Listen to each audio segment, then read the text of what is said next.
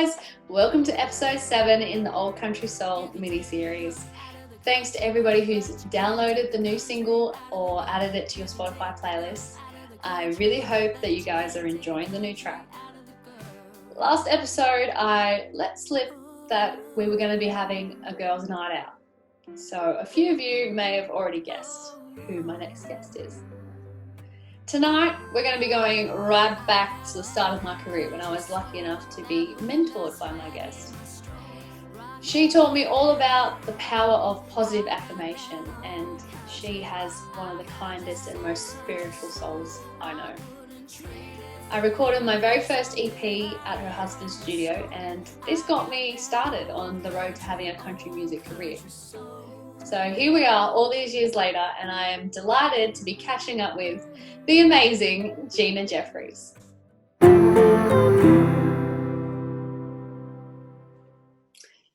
Gina, thanks for joining me. Hi Christie, thank you for having me. No worries. I wanted to have you on the show because I know you're a very spiritual person and you're one of our queens of country music. So I thought who better to ask, what does old country soul mean to you?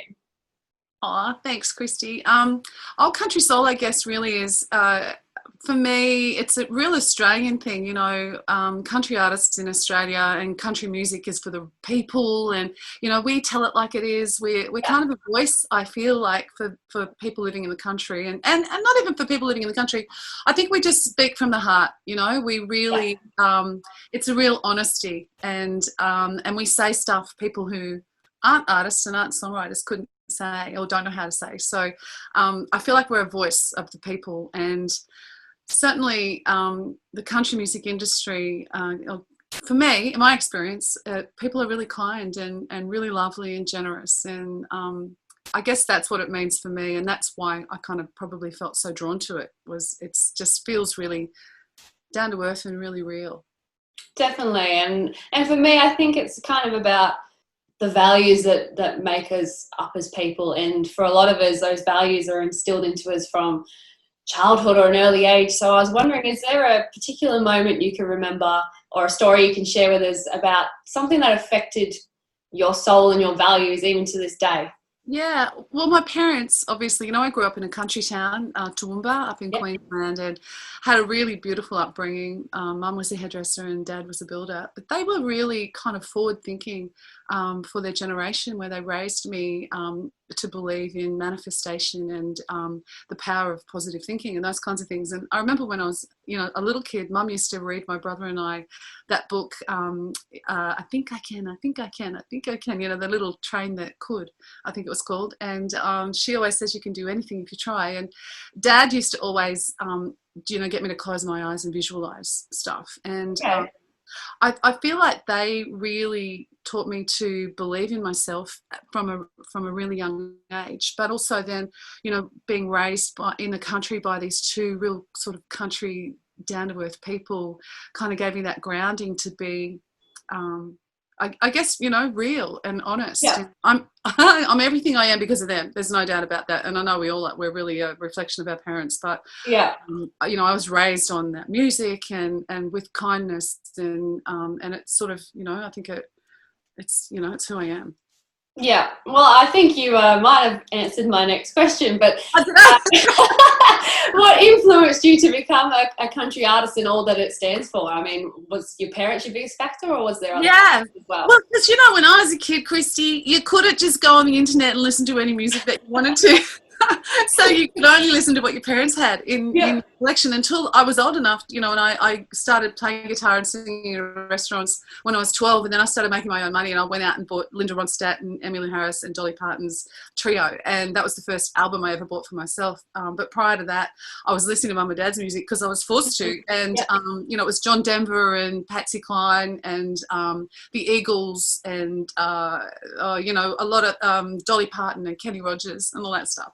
And so musically, that was kind of ingrained into me from a young age. And we were the kind of family that had people over every weekend, and we'd have barbecues around the pool, and we'd have the, you know, speaker out, you know, like the old boombox thing out next to the pool up really loud playing playing the music. And I guess, you know, musically I was totally influenced by what I heard when I was growing up. And then, as you know, when I got older, really influenced by my husband Rod McCormack, who's a producer, and he really introduced me to lots of cool music, you know, lots of bluegrass and sort of more acoustic based stuff that I'd never heard of. And, you know, Alison Krauss, you know, is one of my favourites, or Newgrass Revival, and now Molly Tuttle, and, you know, a lot of that kind of more acoustic based bluegrass stuff, which we listen to at home and we really love. And of course we're having hardly any influence at all on our own child. Not at all. But well, he's turned out musical, and he's going to be a producer, and he's touring in my band when we were touring, but he's listening to his own music because he's got the internet, you know, so it's quite different for this next generation. But, you know, I think you combine the music that mum and dad played and who they are, and I guess it just made me think that this is where I fit, you know, this is felt like a natural fit for me because of my heart and my personality and who I am. But, you know, I can't change what I grew up listening to as well, and that's really, it's kind of in your blood. And I'm kind of hoping that it's in Jackie, our son's, blood as well. I'm hoping it's going to come out. I think so. I think it's undeniably in his blood. Is there any of those artists that you said that it was more than just a sonical thing? It was something that resonated and touched your soul as well? Oh, yeah, for sure. Dolly Parton, you know, I think she's probably, I haven't met her, but I feel like I know her. You know, what would Dolly do, you know? She just seems like the nicest person. She seems like the nicest person in the world, and she's just done her career with such grace and gratitude and kindness, and you know, she sets a great example, I think, for every female and male country artist to follow her. You know, if anyone knows anything about her, or read any books or podcasts or any of those kinds of things that we've all got access to now, seems like a really, really beautiful person. And so certainly that kind of really resonated for me, that really down to earth storytelling thing. And then when you find out more about her, you know, super kind and all that stuff too. So Dolly. Definitely. I totally agree with you on that. I basically say that she's the version of a living saint on this earth. I agree. It's Dolly. Totally. Honestly, isn't that just so true? So you listen to her as well? Oh, I loved her, and the very first chance I got to see her in concert was actually through Rod being able to get me some tickets to the show. I think that was about 10 years ago, and I've seen her twice since, and I'll just keep continuing to see her. I think she's just incredible, and I cry every time she sings Coat of Many Colours because I just feel her soul coming through. Totally. She's magic, isn't she? Yeah, definitely. And I think in these times, you know, we're in some pretty tough times, and it's easy to get quite down, but I think we're in a very lucky country, and comparatively to the world right now with our low case numbers and stuff. But is there anything you think we can be doing as artists, even though we can't tour, to share our country soul and some kindness right now to those who need it the most? Oh yeah, I think there's a lot we can do. I think a lot of people out there need to know, and to know that it's okay to not be okay. You know, I think that a lot of us, and myself included, at the start of this, you know, I was like, okay, what's positive about this? And there is a lot of positives. I love that I'm spending more time with my husband and my child, and reconnecting with friends on Zoom who live in other states. And there's all kinds of real positives that have come out of this. And I think we're all, you know, a lot of us, the majority of us, have become more compassionate and all those things. And when it first happened, you know, I was constantly saying, checking in on my little fan base, asking, are you okay, and what are you doing to keep yourselves busy, and all that kind of stuff. But I think also if people are kind of, you know, watching this, and this is entertainment now, you know, lots of people have got their eyes on the internet, obviously, and I think it's time for us all also to say it's okay not to be okay. You know, this has never happened in our lifetime, and all of our dreams and plans have gone out the window. It doesn't matter who you are. Yeah. Nothing is what we were expecting. And all of us had big plans. You know, I was personally, and I can't feel sorry for myself because it's everybody, but I was out touring for the first time in 12 years. And we were 3 months in, and we were just starting to get sellout crowds. And I had my son in the band, and we were giving him his apprenticeship as a musician. And he was hitting his straps, you know, and we had the beautiful Max Jackson opening for us, and she was really connecting with the audience and really on a roll. And then, you know, boom, it's gone. And it's, you know, it's easy to be kind of it could be easy. I'm not a negative person at all, and I'm really lucky because that's really in me to not be negative. Going back to my upbringing, I think, or I don't know, but definitely. I try and see the best in everything. I really, really do, and I can see a lot of great, but it's really hard to. And a lot of people are lonely, and a lot of people are really struggling financially, and their jobs are gone. It's demoralizing. The future is uncertain, and all those things. And I think we need to be really compassionate and help them where we can. But even just with a voice of saying, we're with you. Mm-hmm. We're going through this as well, and it's perfectly fine to admit that you're not okay. And let's just power on the best we can, and let's just keep looking for the good stuff. And there's plenty of good stuff. Yeah. But to be compassionate with each other and to reach out, I think is really important. Yeah, definitely. And what you just said, I think we hear so much of the negative stories on the news, and there's not a lot of those feel-good stories around at the moment. So I'm going to ask you to share one, if you would. In those years of touring where we were able to tour, was there a particular place or a town or a group of people that you've met in your life that really touched your soul and has stayed with you? Because I think we all need that uplifting story of humanity right now. There's a lot. Like there's probably too many to mention in this interview, but I remember one moment I'm standing on the stage in East Timor, and we sang for the troops. I think it was back in 1999, and it got televised across Channel 9, 7 and 10 and SBS. It was the first time in history that it was on every single channel. And I went over there with Kylie Minogue and John Farnham and a bunch of really big artists. And I was standing on the stage, and it was Christmas time, and we were doing raising their spirits. And this Aussie soldier mum looked up to me with tears in her eyes and said, "Thank you for being here. Thank you for not forgetting us." Because at that point, I think they were thinking that we might have forgotten that they were there, and they were there protecting other people's children, and they have their own children at home. And that was the first time I'd really kind of had, I guess, even kind of a thought for what their families go through and how difficult that must be for what they did. So that was a real turning point for me. But there's been heaps of beautiful things along the way. More recently, pre-COVID, if we can think back to the last thing that happened was the fires. Yes. And just when you think this anyway, it's been a crazy year. But we did one of our very first concerts when we went back up on the road in Foster. And it was kind of at the start of the fires that were just starting up, but it hit Foster first. And we put a message out for any fireys and volunteers just to come to the show if they wanted to, and not pay. And so this big bunch of fireys came, and they stayed afterwards, and we had a drink with them, and we talked to them, and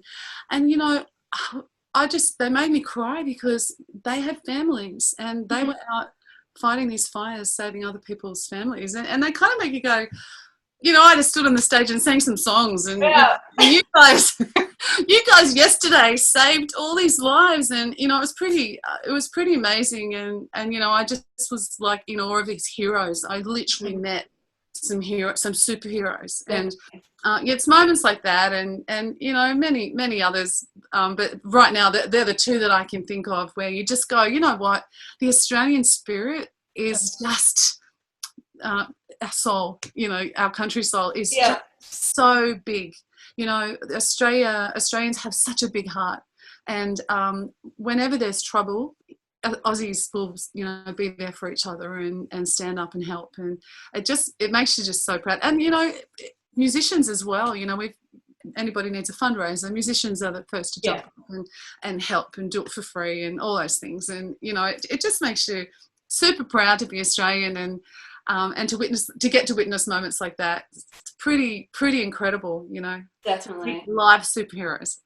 Yes, I wish we could be helping more and putting on those concerts like you said right now. But whilst we're talking about this isolation we're in, and before we wrap things up, what have you been up to? Have you picked up any new hobbies? Is there any news on the Gina Jeffreys horizon that you might want to share with us? Christie. Yes, well, I'm cooking better than I thought I ever could, because when we first went into lockdown, you couldn't go out at all. So I was doing these. One night I cooked like garlic prawn linguine, and Oh, I yum. got the boys to put on some Italian music, and I lit a candle and put tablecloths and tried to speak to them in Italian. Just my accent, which is very good, as you can imagine, and my son just rolls his eyes. So, but cooking has been a lot of fun, and I've been doing meditation courses. I've always been into that, manifestation and kindness and positivity, and I'm doing some courses in meditation. I'm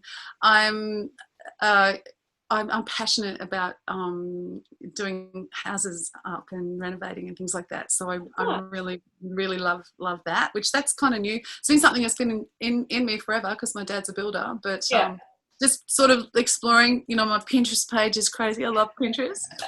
But of course I mentor artists, and that's such a passion for me. I've had a little tiny school for 11 years now, because I took 12 years off to raise our son, and I didn't want to tour when he was at school. So I completely stepped out of the spotlight, and as you know, and I have this school, and I've got little kids from the youngest one is 5, and the up to there's no age, and we teach, and I have staff. I've got 10 staff, and it's gone really well. That's changed now because we're doing it like this. So we're very different now. But and I mentor artists who are getting ready to record, and I love it so much. I just get so much joy about just like I got to spend some time with you early on in your career. And it's so lovely to be able to just sort of pay it forward and tell people what about stuff that I didn't have anyone to show me what to do, and I just made all the mistakes very publicly, chose a lot of bad songs, really bad hairstyles, all of that without any advice, and I just think I would have loved that when I was young. And so and we have a songwriting school, and it's just, I'm so passionate about it. I really, really love it, and especially when they're getting ready to record, and it's super fun helping people find a direction. And it's not all country, like a minority are country artists, a lot of them are pop. So I'm going to do a playlist soon actually of people that I've worked with, and people would be surprised. It's pretty cool, like way cooler than you're going to expect coming from me, like really, I can't really take credit. I can take credit for having helped them, be nice and kind and have gratitude and just help, little bits and pieces, but music is so awesome. So I'm super excited to let the world hear, some of the stuff that's going on behind the scenes. Well, on behalf of all your artists as well, thank you for what you do, and I'm going to be looking for that playlist. I'm intrigued of some of your artists that you worked with, and just on it. If you let me, I'd love to put you on it if you don't mind. Oh yeah, sure. But I've been watching you, and you're doing so well. I'm super proud, and it's lovely watching you out there kicking goals and just doing amazing things. It's fantastic. Oh, thank you. Congratulations on what you're up to. It's awesome. Thank you. I really appreciate it, and it's been so nice to catch up, and hopefully we can do it in person over a wine and some garlic prawns and linguine. That would be great. We can bring dessert. Okay, we're on.